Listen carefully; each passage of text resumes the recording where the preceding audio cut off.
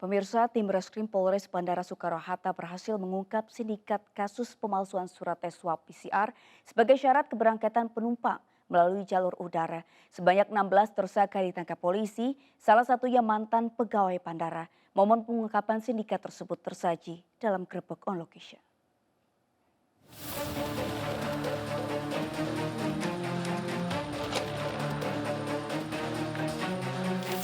Komplotan 15 orang tersangka yang berhasil diamankan dan punya perannya masing-masing. Tangkap satu orang, kemudian dikembangkan, ternyata kita berhasil mengungkap adanya jaringan tersebut.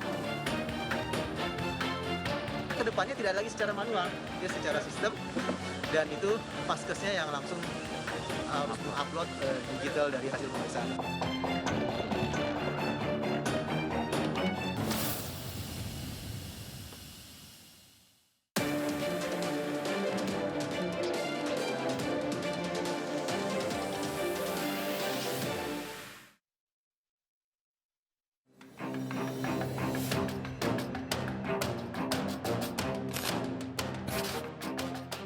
Pengungkapan perkara tindak pidana pemalsuan surat kesehatan, baik bentuk outputnya hasil negatif rapid antigen maupun swab PCR, bahkan kami jumpai adanya juga beberapa pemalsuan surat kesehatan berupa hasil non-reaktif rapid antibody.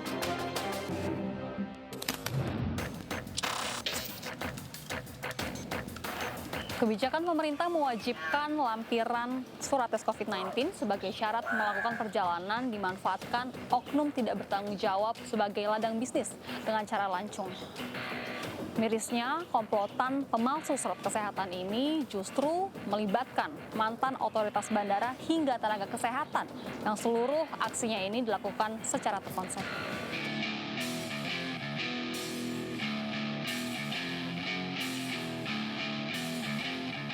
Kami bergerak di awal tingkat pergerakan masyarakat yang cukup tinggi, yaitu di awal Natal dan Tahun Baru. Kami berhasil mengamankan awalnya satu orang di tanggal 7 Januari 2021. Yang bersangkutan ini menawarkan kepada calon penumpang yang memang sedang antri surat kesehatan berupa rapid antibody maupun swab PCR. Dapat tugas dari pimpinan, kita diperintahkan untuk mengamankan target, yang mana para penumpang ini diwajibkan untuk menggunakan hasil rapid test yang negatif. Pembagian tugasnya nanti kita lihat di lapangan.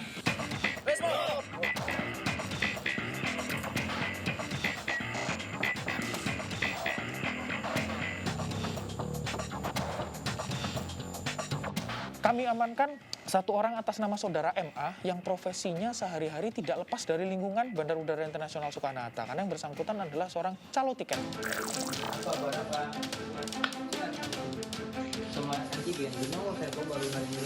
Baru ini. Alat-alatnya di mana lagi? Saya nggak ada di sini, Mas. Desembernya di mana? Di sana. Lu kerja apa? Dia ikut nggak? Kerja apa? Ya. Terlibat Saya nggak? nggak tahu, saya baru ini, Pak. Dia ikut nggak? Dia terlibat nggak? Enggak dia, Mas. Dia apa? Kerja lu apa? Dia kalau dia mau Kerja lu apa? kali nanti, Pak. Di BKO. Hah? BKO. Dia lupanya di mana? Sampel apa? Validasi, Pak. Validasi itu kertas. Kertas apa? Baru saya, Pak. Kertas apa, validasi apa? Kertas apa? Di situ. Dijelasin. Rapid. Sama Rapid. Rapid antigen, PCR. Coba tanya dia. Dia tahu. Tunjukkan. Alat-alatnya mana? Mana alat-alatnya? Siapa yang ngetik, siapa yang ngeprint? Tugasnya? Tugasnya siapa? Ngetik. Tim siapa? kamu buat juga kan? Iya. Ngetiknya di mana? Sini. Pakai apa, laptop? Itu printernya. Kami amankan tersangka pertama yang bersangkutan dalam tanda kutip tertangkap tangan. Karena yang bersangkutan sedang menawarkan jasa pembuatan surat palsu kepada para penumpang.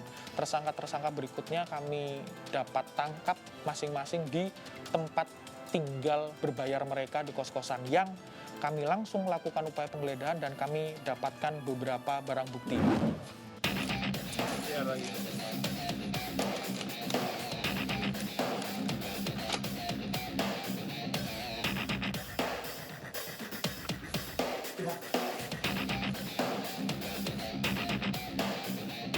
kami berhasil mengamankan sampai dengan 16 orang tersangka yang mereka bekerja melalui kelompok secara sindikat dan cara kerja mereka sindikasi.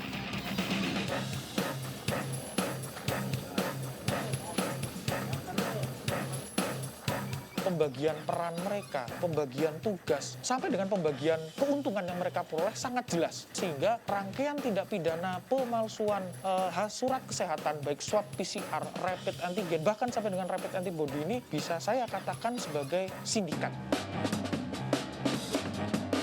Nah, yang bersangkutan adalah pernah bekerja atau ex relawan validasi kantor kesehatan pelabuhan. Jadi dua intelektual dader yang membuat surat sampai dengan yang penyedia soft copy format surat adalah orang yang seharusnya berada dalam sistem, mengamankan sistem ini supaya masyarakat pergerakannya tetap mempraktekkan protokol kesehatan pencegahan COVID-19. Nyatanya mereka bermain. Apa yang membuat mereka sangat tahu persis proses pemeriksaan itu? Apakah ada orang dalam, Bang? Karena latar belakang mereka, sebelumnya mereka pernah menjadi petugas atau maupun relawan yang mengecek surat keterangan hasil rapid test ini sebagai syarat penerbangan. Kemudian juga ada lagi orang-orang yang selama ini bertugas sebagai protokol yang ada di bandara. Padahal yang demikianlah, yang hubungan yang sebetulnya bukan saling menguntungkan, sama-sama saling merugikan. Karena yang satu tidak diantigen berarti dia tidak tahu kesehatannya, tapi dia mau naik pesawat. Yang satu memanfaatkan situasi untuk mendapatkan materi.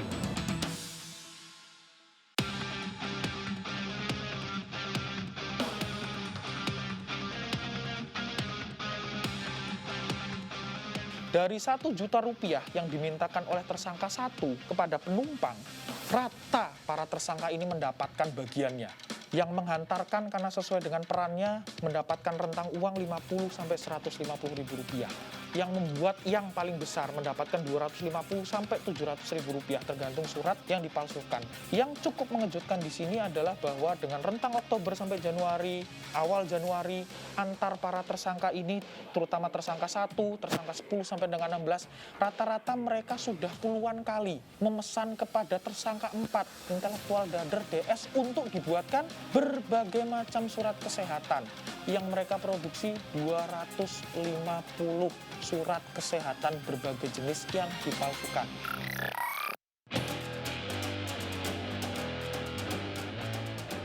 Sudah berapa lama kau melakukan itu untuk membuat dokumen rapid?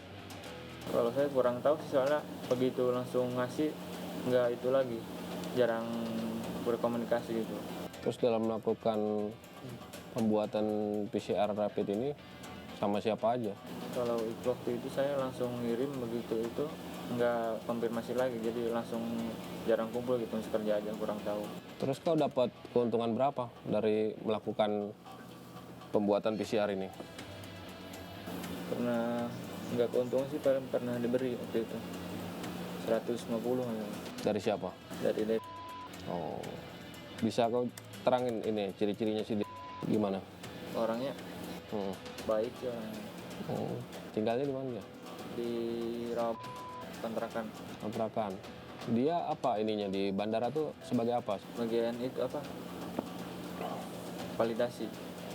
Validasi. Ini ada cap validasi, mulai dari tanggal divalidasi, dokter yang memvalidasi, instalasi kesehatan yang membuat, sampai dengan nama dokternya.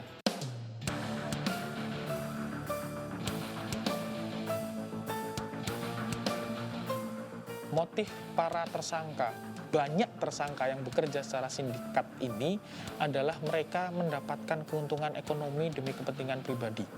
Jadi mereka mencari keuntungan yang cukup mirisnya lagi, bahwa rata-rata dari mereka digunakan untuk kepentingan dalam tanda kutip bersenang-senang.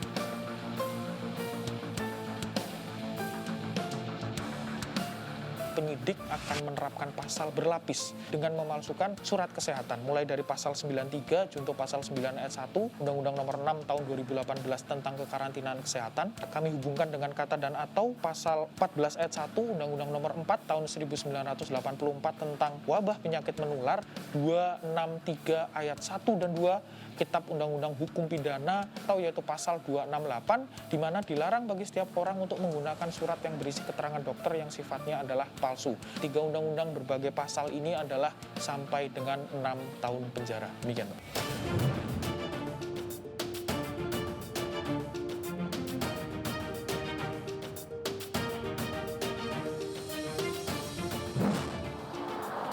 Perjuangan melawan COVID-19 menjadi tugas dan tanggung jawab bersama, termasuk dengan tidak bermain-main dengan surat kesehatan palsu. Pasalnya, sanksi pidana tidak hanya mengancam si pembuat, tapi juga pengguna surat kesehatan palsu.